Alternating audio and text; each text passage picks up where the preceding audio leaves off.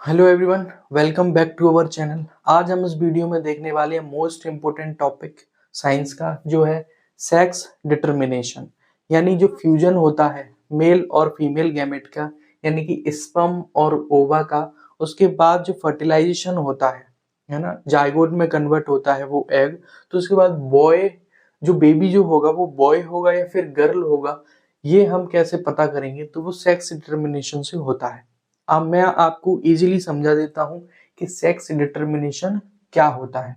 तो देखो, human body के अंदर, चाहे वो मेल हो या फिर फीमेल हो, ह्यूमन बॉडी के अंदर टोटल 23 पेयर्स ऑफ क्रोमोसोम्स होते हैं।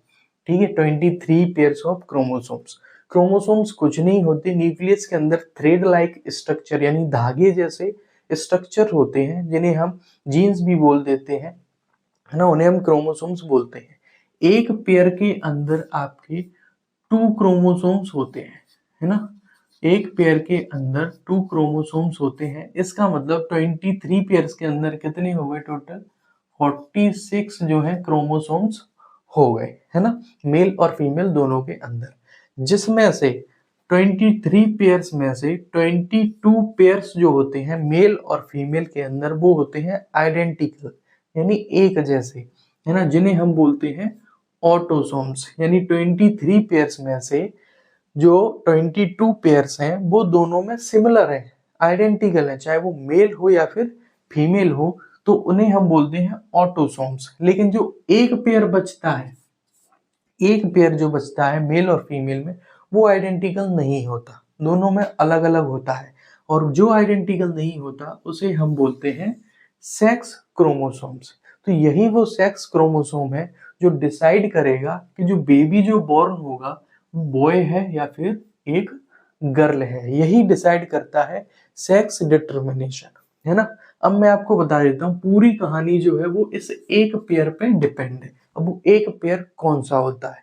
तो देखो, मेल के अंदर एक पेयर जो है क्रोमोसोम्स का, फीमेल के अंदर दोनों अलग अलग है। तो मेल के अंदर क्या होगा? एक्स और वाई, है ना।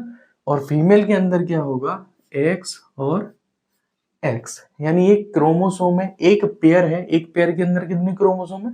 2 क्रोमोसोम। मेल के अंदर कौन सा है? एक्स और वाई। फीमेल के अंदर एक्स और एक्स।